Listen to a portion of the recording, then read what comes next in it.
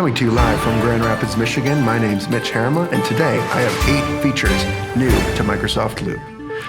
Okay, I can't. Give me the normal music. Scratch that. Hi. Sorry for that. We don't normally do news. Here's new stuff coming to the suite of Microsoft tools, but today there's enough that came out in Loop that is really helping us, and so we wanted to dive into 8 of the new features that we're making use of that you might want to know about. All right, the first thing we're going to focus on is the table detail view. If you've ever been lost when you want to add a little extra detail to a row in a table, or maybe you have like a comments field and you want to put a description in here and it kind of junks up the table a little bit visually, this is your best next option. They just added this little arrow here that allows you to open detail view, and you'll see all of the fields from the table, and you can also add a field. But then down here is effectively another Loop page in its entirety. So you can use this as a canvas for adding more details about that row within your table. And there are a couple things, like you can't add a table within a table that it sounds like they're trying to close the gap on eventually, but this is a great way to just go one step deeper with some things that maybe you're tracking and you want to lay out a couple different important details that you want to not like have to like link to a different page, or again, keep in a comments field there. It keeps it all right in this kind of hidden view.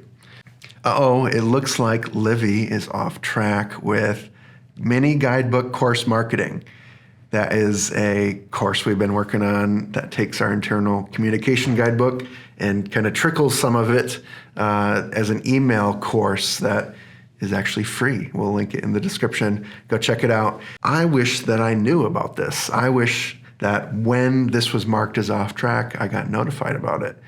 Well, Microsoft just added a new feature that allows you to do that with table rules. So I'm going to go up here in this ellipsis, and you'll notice this new option here, rules. And this is a pretty simple kind of if this then that functionality where I'm going to say progress. When progress becomes equals off track, then what do I want to do? So here it's giving me a couple options that I can use to either send an email or post a message in a chat or a channel in Teams.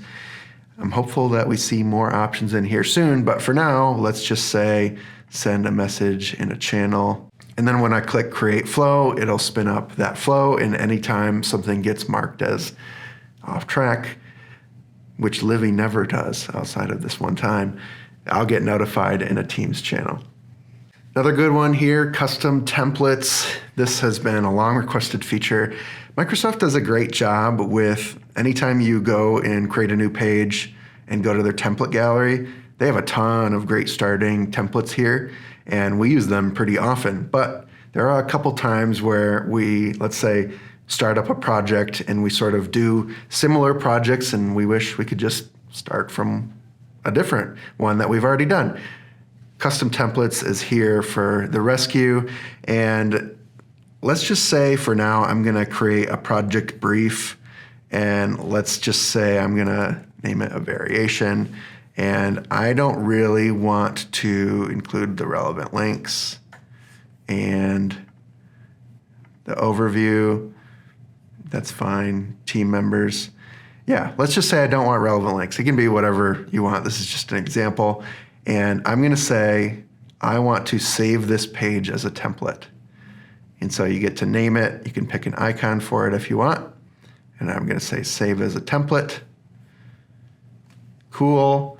Now, anytime I go to click new page, go to template gallery, and here is project brief variation. Use this template, and bingo, here we are. So this is just a useful way to get everything that you do regularly and not have to copy and paste it over to new pages. One thing that you can't quite do yet is copy them across different workspaces, which is really relevant to us because for every new project, we create a new workspace. So it's not super helpful in the moment, but again, the foundation is there and they're building on it. I would love to see it expand to go to different workspaces, as well as what if a workspace could have a template in it, build out kind of a hierarchy of pages there.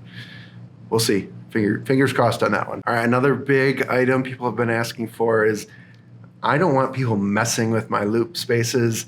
I just want to send them a link so that they can read the things I've been building in Loop and not have them meddle with what I built. So you can do that now with read-only invite links.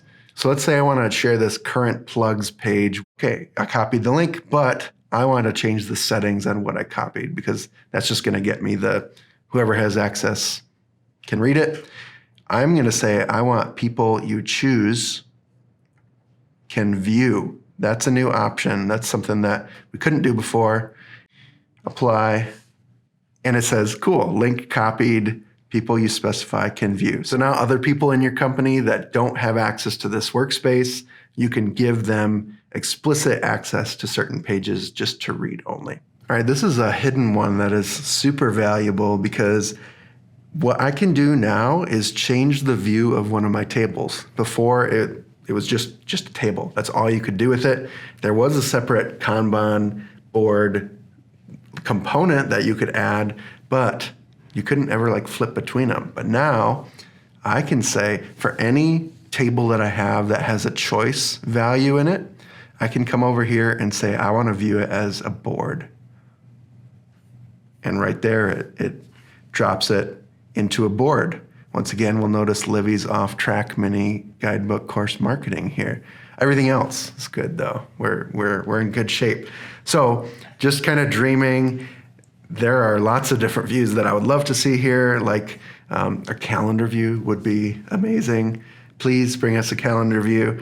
But this is just a good way to basically take the data that you already have and look at it through a different lens and be able to manipulate it that way. So let's say Livy, she is no longer off track. She's marching forward. She's in progress. And I flip back over to the table, and we'll see that everything is in progress now. So you kind of get to pick the different views depending on what lens you want to look through. The thing that I will note is that whenever you change this to a different view, it reflects that for anyone that is viewing this page. So that's not unique to you. It will show for anyone that comes to look at this page in particular. All right, another kind of interesting one. It's a little bit different, but it's a Figma integration. So Microsoft is building constantly these third-party integrations where they know you don't always use all of their tools. Like they built a Jira and a Trello integration with Loop here. Now you can do it with Figma. So if I'm in a board here of all of our content thumbnails, I can click share, I can click copy link, and then come over to Figma and paste. And hey, there's all of our thumbnails right within Loop. So super cool to just be able to have quick access to these things. If you're working with a designer on a project and you want to have just quick access to the Figma board, this is an easy way to get there. All right, next one I'm going to keep quick, collapsible headings. Now, if you want to kind of hide some of the content underneath one of your headings, I can now go in and say headings and lists, and you'll see an option. Instead of heading 3, I'm going to make it collapsible heading 3. And you get this little arrow where now you can toggle it open and closed. There have been a couple times where this has gotten stuck closed on us, but that's just, again, at the time of writing and recording this, I imagine Microsoft knows and is figuring that out, but has been a little bit annoying if it gets stuck closed. We come back a little bit later and are able to open it again. So just a little disclaimer there. All right, last one for you today is better comments. I'm thrilled that this is happening. Before, when you would comment on something, it would comment on the whole block of content, and the content, it would show up underneath, and it was just a little bit confusing. But now I can highlight text. I can click comment, test comment, send, and it shows up right within context. And when I hover over it, it shows me what text I'm talking about. This isn't novel in the sense of this is how it should work, but before it's not how it worked. So this is a good update. Excited to see better comments. All right, we don't normally do videos like this where it's just like quick hit things you should know, because it makes us into a little bit of like a news channel. But we generally have really high hopes for Loop here. It has become essential to our everyday, and we are very much in tune with what is coming and what comes out, and we're really excited to see the future of that. So while from the outside looking in, this can feel a bit like they're just like playing catch up with Notion. They're not, but there's a lot of good that is coming out of Microsoft here, and I'm really excited about the future of it. Feel free to leave any comments below if there's any in particular you want to know more about, but otherwise we will see you again soon. Wait, two more things. One, check out our newsletter.